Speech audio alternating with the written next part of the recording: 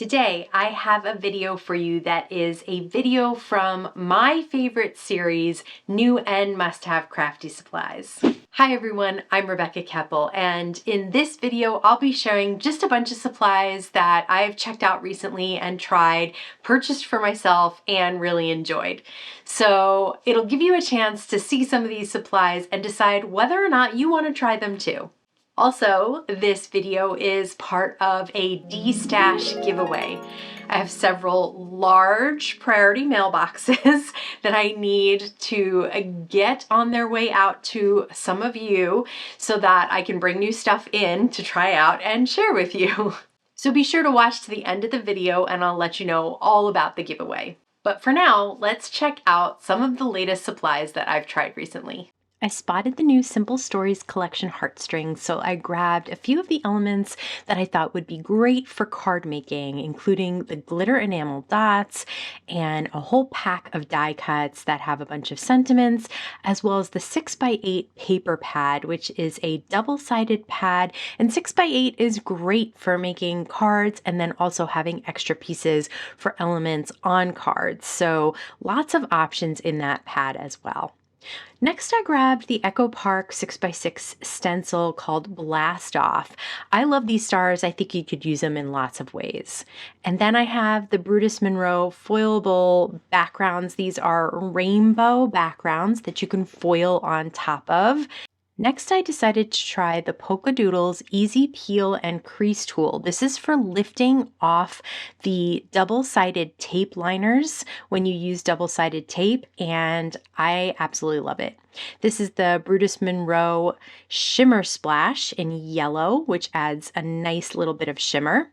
Also from Brutus Monroe, I have the Stencil Cleaner and this cleaning tub, and you can just place your stencils inside and spray them, or you can have a little bit of water in there and just let them sit until you're ready to clean them. But this squeaky clean stencil cleaner works really, really well. There's also a cleaning cloth that you can get. It is super soft and it really does do a good job of getting everything off your stencil and being able to reuse it. I also have a few items from the Spellbinders Love on the Rocks collection. Now, this collection was sent to me. Everything else I've showed so far, I purchased for myself. This one was sent to me, but I did want to use it in today's video to create some more Valentine's or love-themed cards because I thought that this went really well with the Simple Stories collection and some of the items that I grabbed. Next up, I have purchased a bunch of the Distress Spritz sprays, and so I have a bunch of the new colors. I always gravitate towards the bright cheery colors, so I have a nice rainbow now of everything from pinks to purples. So I did want to show you some of the new colors that I purchased and how they look when they're sprayed out. As you can see, they are not quite as opaque as some of the other sprays, but they have a beautiful shimmer and they do have the color from the Distress line. Like that one was Kitsch Flamingo and that's Saltwater Taffy. I did grab Squeezed Lemonade and there's a whole bunch more colors. I just want to show you how they swatch out here so that you can get an idea that as you see them in the light, they're going to be more true to the color. So sometimes when you spray them down at first, if you're not looking at them in the light, they do look a little bit darker maybe than they would be, but they really come out beautiful and add a ton of spray, and they're meant to go along with the Distress inks. So I have a Distress Oxide Kitsch Flamingo pad here, and you can see it's a little dry, so I definitely need to re-ink that, but the spray is meant to go along with the ink as well, and you can have a lot of fun mixing the mediums and adding lots of color. Finally, I do like to add an item that I've been using a lot lately, and for me, that is the Waffle Flower Shader +1 brushes. These are double-ended brushes, and they come in a rainbow of colors as far as the barrels are concerned. Again, these were sent to me, but I use them all the time, so I did want to share them here. For this first card, I decided to grab some of the pattern papers from the Simple Stories 6x8 pad. So I'll cut a piece down so that it fits on an A2 piece of white cardstock, but is shorter than it. And then a slimmer piece I use as kind of a border. It almost looks like a ribbon. And then on top of that, I have some die cuts popped up with some Spellbinders foam squares. So really clean and simple card, easy to put together as well. But it has such a nice, pretty look because all of the pattern papers and the die cuts, and I'll even use some of the enamel dots, they all go together so well. So the thing that makes it easy when you buy several items from a collection is that everything coordinates together. So if you're looking for quick and easy, a little pattern paper, die cut, and enamel dots is the way to go. For this next card, let's do something a little more involved. So I'm starting out with one of the Better Press plates from the Love on the Rocks collection. I have a piece of foilable cardstock. It's just the plain white Spellbinders foilable cardstock, and I have some foil tape to it so that when I run it through, I get a nice, good impression. Now, this is a square or rectangle, sorry, this is a rectangle that the entire thing is foilable. So I take a piece of that foil that I already worked with on the Better Press plate and place it on the foilable Brutus Monroe background. And when you foil it with that rectangle, it creates the reverse image. So you get basically 2-for-1 piece of foil. You get the little design and then you get the reverse image. So I'll cut that reverse image down because since my rectangle was smaller, I couldn't foil the entire piece of foil. And then I'll mat it on some black cardstock and place that on some of the pattern paper from the pad. This little sending love heart is also included with the Better Press plate. And then I'll take some of that Distress Spritz and just use the nozzle to tap on some color in the left hand top and right hand bottom.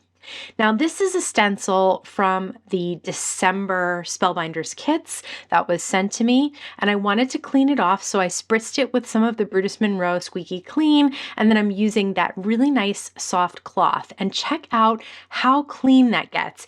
Even the dark pinks, which tend to stain, come off really easily.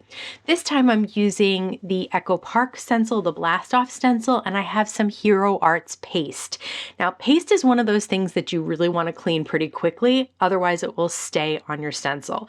So I just popped it into the tray from Brutus Monroe with some water so that I could continue working, and then when I was ready, I took it out of the tray, and now I'll use some Squeaky Clean. I just have it on some paper towel background because I didn't want to get the paste on my towel, but this comes off super easily because it's been sitting in the water in that tray. So just a nice handy way to keep your stencils clean.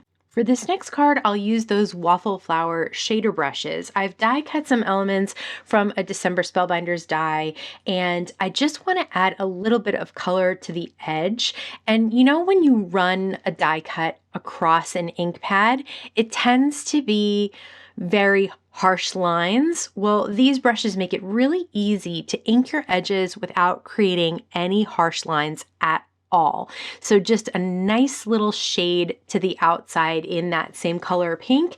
And then I'll put this little monster together. Now, I don't believe that this little guy is still available, but Spellbinders has a bunch of little cute monsters that you can get if you're interested in putting together a little critter like this.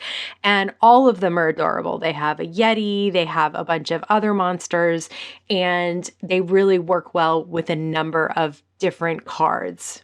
For this card, I stenciled and spritzed the background with that star stencil.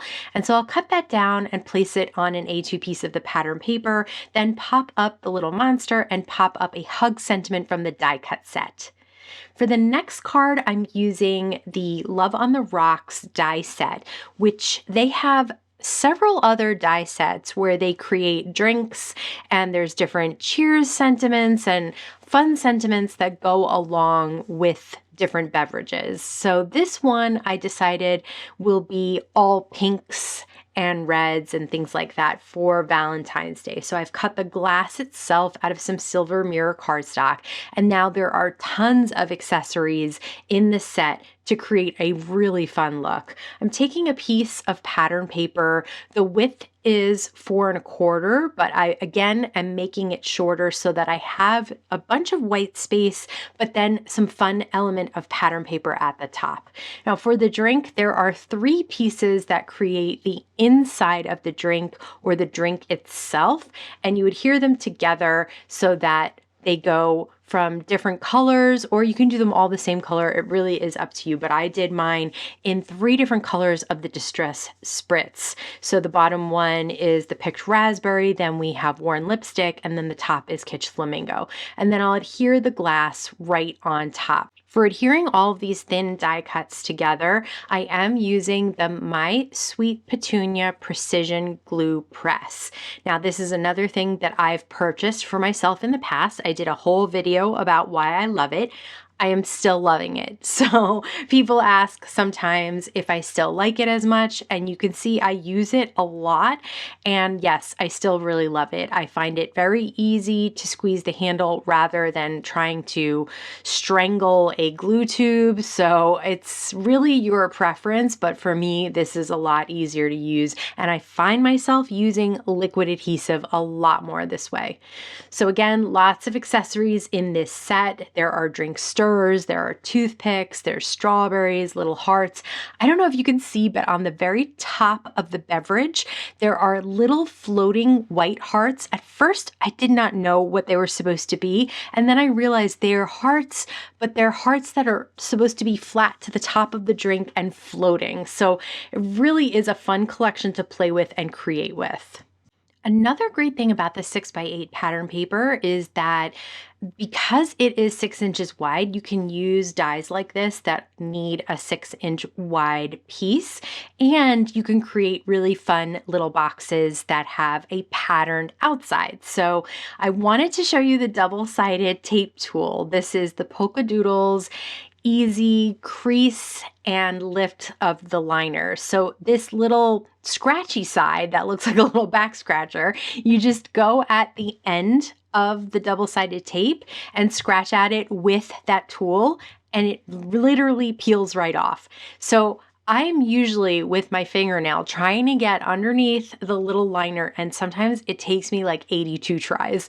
But with this, I swear it was so much easier. I know this sounds silly, and maybe if this isn't something that you do a lot, it's not worth it for you. But for me, I was like, oh, I will use double-sided tape a lot more now. So I love double-sided tape for things like this, for creating boxes and for having things where you're putting things together. And it really is a strong adhesive to use in these types of situations. But having to peel off those liners is such a chore sometimes. I really have to, like, so that you're not sitting there watching me pick at the tape, I have to like skip like a whole minute of filming because I'm like literally trying to get the tape up. So I'm really happy with this tool. Now, this box that I'm putting together is the ribbon box from Spellbinders. So you can see I'm using tape in places that maybe I don't even need it because now it's so easy to get the liners off. The other side of the tool can be used to burnish the tape. So when you're using double-sided tape, sometimes the tape comes off the background. That's because it hasn't been really pressed in or burnished into the paper. So you use one side to burnish that adhesive into your paper, really scrub it in there good.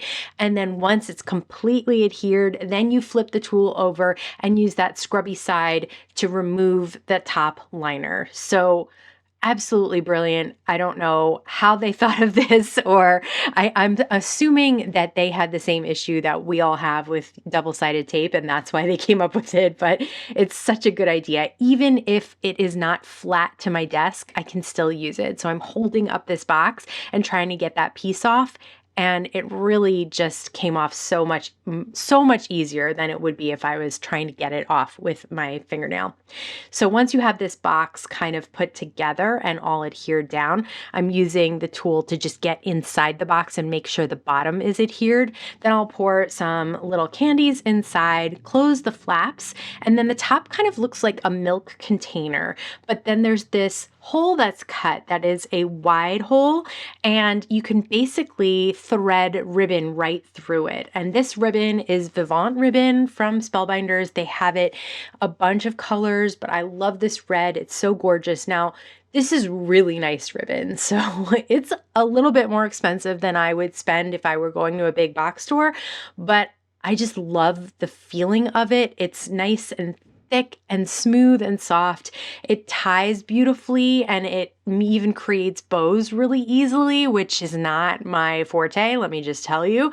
And when you cut it, you don't get a lot of fraying on it. So to me, like having a roll or two of really nice ribbon is great for projects like this, or even for using on cards.